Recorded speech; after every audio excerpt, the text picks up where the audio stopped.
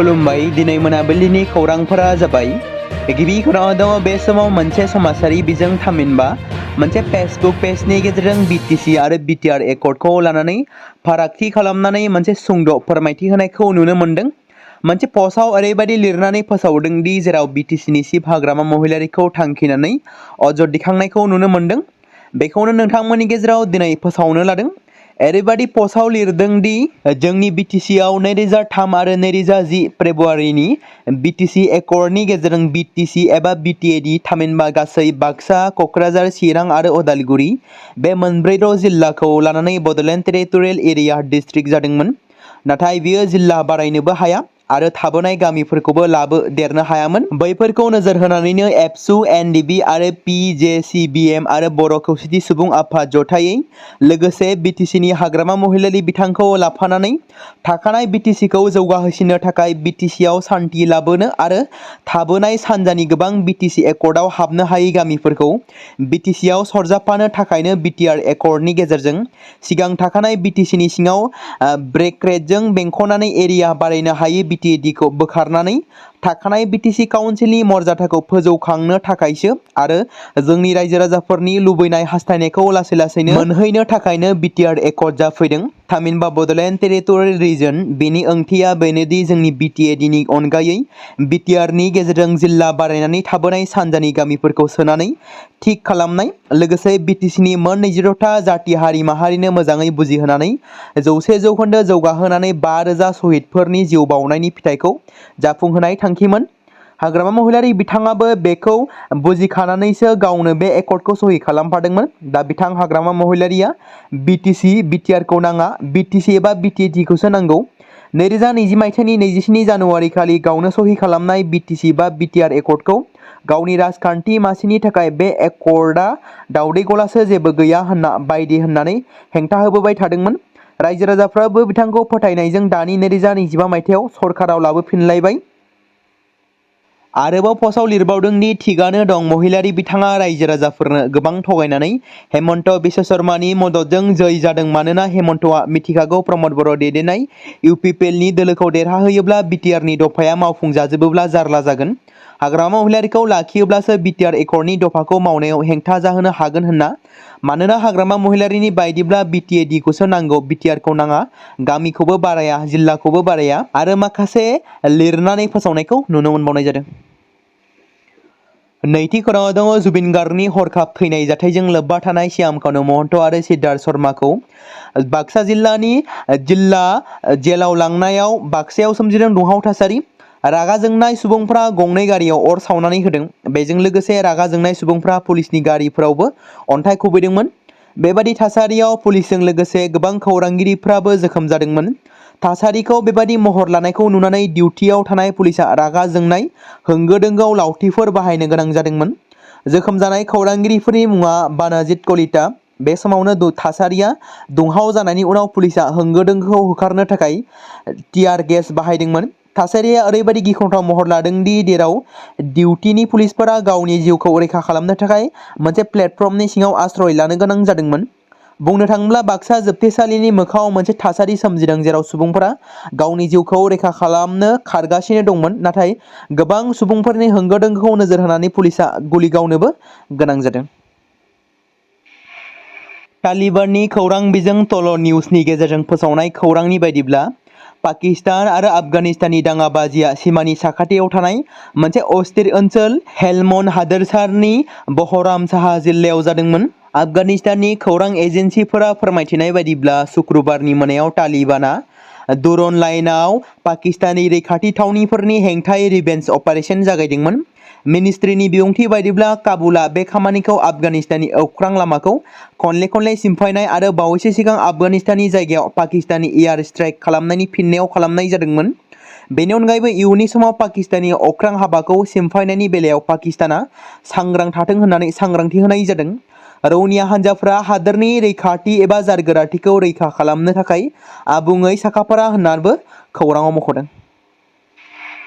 जम्मु काश्मीरनि कुपवारा जिल्लायाव control line खाथियाव समबारनि हर गेजेराव रैखाथि हान्जाया मोनसे अपारेसन खालामदोंमोन।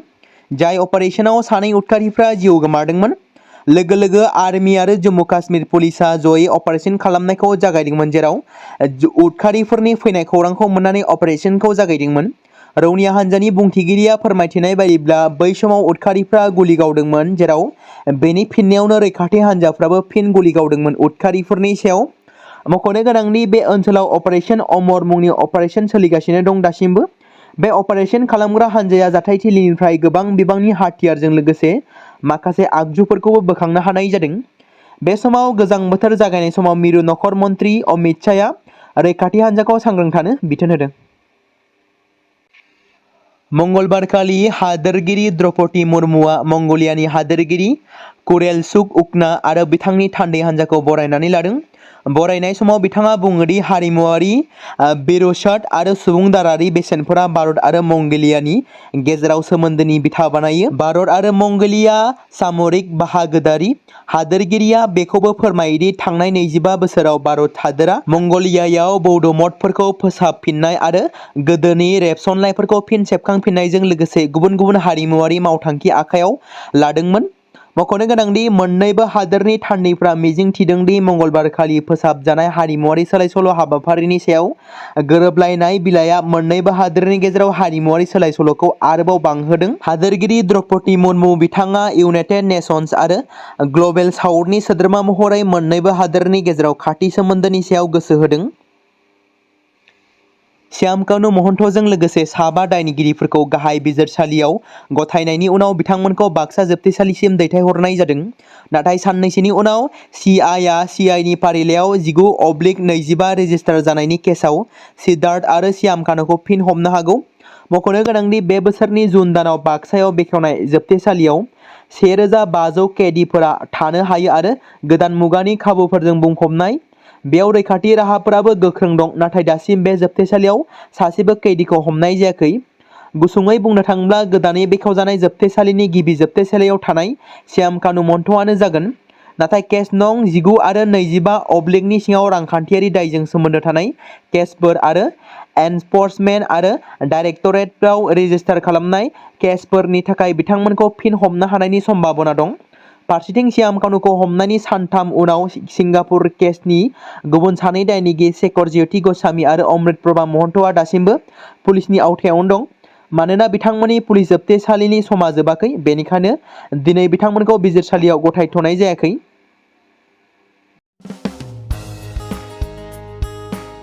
बे समाव मोनसे गोनां फोसावथाय बर' सावथुन नायनानै मोजां मोनग्रा गासै बर' रायजो राजाफोरनि गेजेराव लानानै फैदों। मोनसे बर'नि OTT प्लेटफर्म गोनां, जाय प्लेटफर्मनि गेजेरजों नोंथांमोना बर'नि गोदान गोजाम सावथुनफोरखौ नुनो मोनगोन।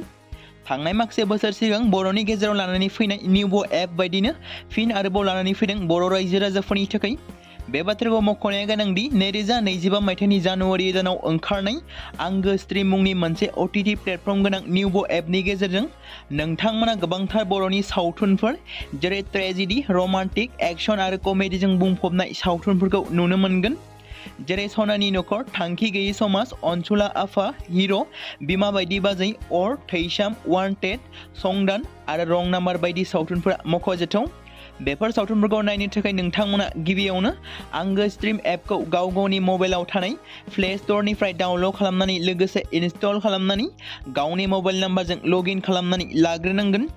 बेनि उनाव नोंथांमोना गोबांथार नुनो मोनै सावथुनफोरखौ गुगोल पे, फन पे आरो पेटिएमजों रं नाम्बार सावथुनखौ नायनो थाखाय 60 रां आरो संदान सावथुनखौ नायनो थाखाय 80 रां, वान्टेड सावथुनखौ नायनो थाखाय 60 रां, थैसाम सावथुनखौ नायनो थाखाय 60 रां बेबायदिनो गोबांथार नुनो मोनै सावथुनफोरखौ नायनो थाखाय सुबिदा खालामनानै होदों आंगो स्ट्रिम प्लेटफर्मआ। फिन नोंथांमोननि गेजेराव फोरमायबावनो लादों बर' सावथुन नायनानै मोजां मोनग्रा गासै बर' रायजो राजाफोरनि गेजेराव लानानै फैदों मोनसे बर'नि OTT प्लेटफर्म गोनां, जाय प्लेटफर्मनि गेजेरजों नोंथांमोना बर'नि नुनो मोनै सावथुनफोर जेराव गोदान गोजाम सावथुनफोरखौ नुनो मोनगोन।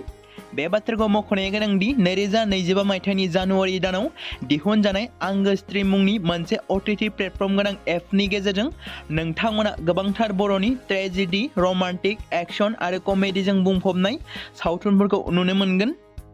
जेरै रं नाम्बार, संदान, वान्टेड, थैसाम, अर, बिमा बायदि बाजै, हिर', अनसुलाफा, थांखि गैयि समाज, सनानि नखर बायदि बायदि सावथुनफ्रा मख'जाथाव। बेफोर सावथुनफोरखौ नायनो थाखाय नोंथांमोना गिबियावनो आंगो स्ट्रिम एपखौ गावनि मबाइलाव थाखानाय प्ले स्ट'रनिफ्राय इनस्टल खालामनानै गावनि मबाइल नाम्बारजों लगइन खालामखांनायनि उनाव नोंथांमोना गोबांथार नुनो मोनै सावथुनफोरखौ गुगोल पे, फन पे आरो पेटिएमजों रं नाम्बार सावथुनखौ नायनो थाखाय 60 रां, संदान सावथुनखौ नायनो थाखाय 80 रां, वान्टेड सावथुनखौ नायनो थाखाय 60 रां, थैसाम सावथुनखौ नायनो थाखाय 60 रां, बेफोरबायदिनो अर सावथुनखौ नायनो थाखाय 60 रां पे खालामनांगोन। बेबायदिनो गोबांथार नुनो मोनै बर' सावथुनफोरखौ नायनो थाखाय सुबिदा खालामनानै होदों आंगो स्ट्रिम प्लेटफर्मआ।